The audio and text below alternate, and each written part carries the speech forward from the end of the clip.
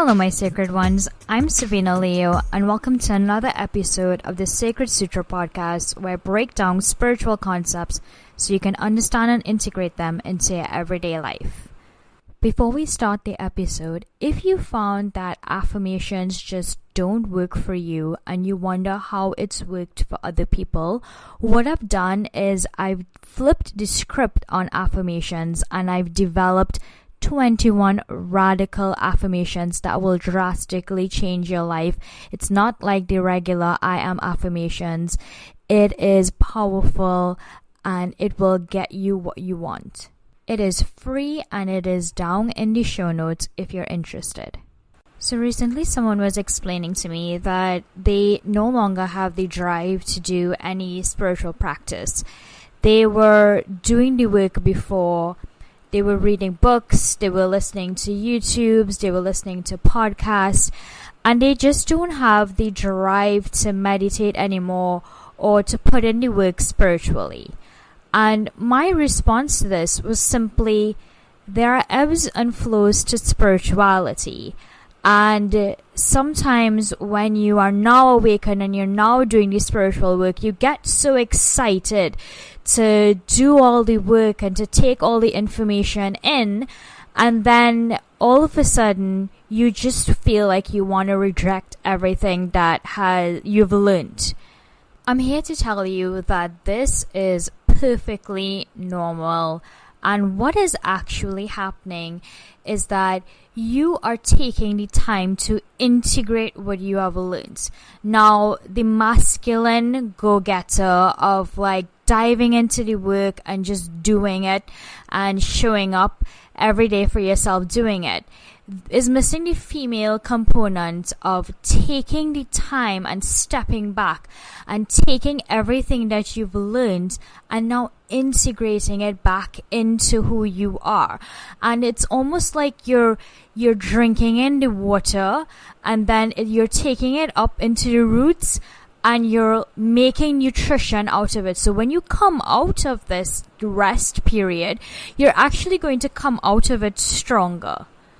As time goes by, you'll find that you will once again want to go into the practicality of spirituality, meditating every day, reading the books, watching the YouTube videos, listening to the podcasts.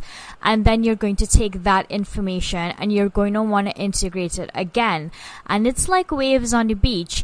There is a coming and going of spirituality until you're able to go deep enough into the water and find that stillness and that consistency that you see all these deeply spiritual people having.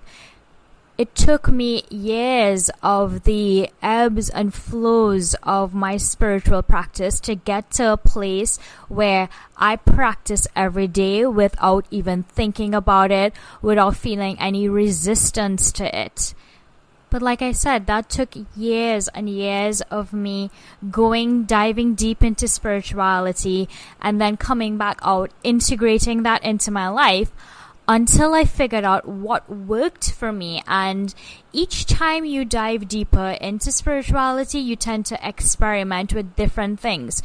So let's say one time you're doing meditation, another time you're doing breath work, until eventually you find the right combination that works for you and your personality, and that becomes the foundation that you're now going to continue on for the rest of your life. The problem is that we come from a society that values consistency, that values the masculine way of doing things, just go, hustle, hustle. And it doesn't value the feminine rest and integration. So the next time you find yourself in that period of rest and integration, what you're going to have to do is have more compassion for yourself. Because most of us are taught that there is no value in that rest period, and you're going to have to now deprogram out of your mind and integrate that compassion and kindness and self-love within that rest period.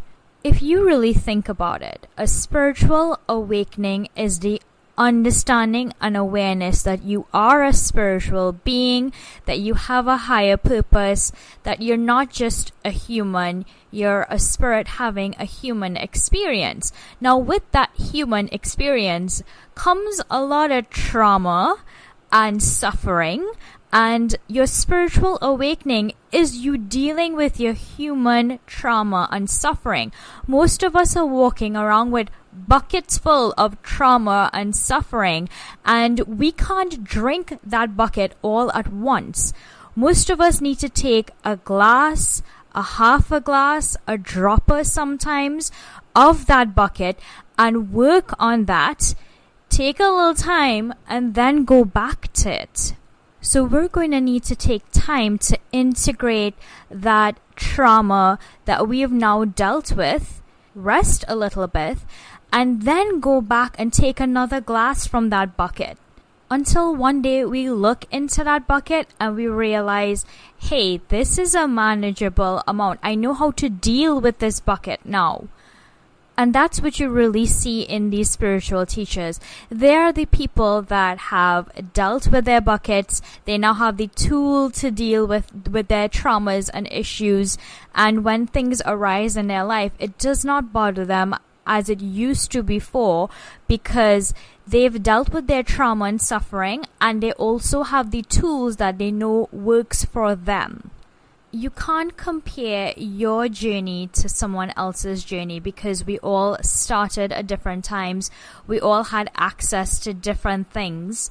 And the self-love comes in when you know that you are doing the best for you right now. This means that you're not hard on yourself and you're not judging yourself, and you're kind to yourself while you're in this rest period. We tend to think that trauma is only stored in the brain, but it's not only stored there, it's also stored in your body. And what does the body need? The body needs rest. It needs time to catch up with itself.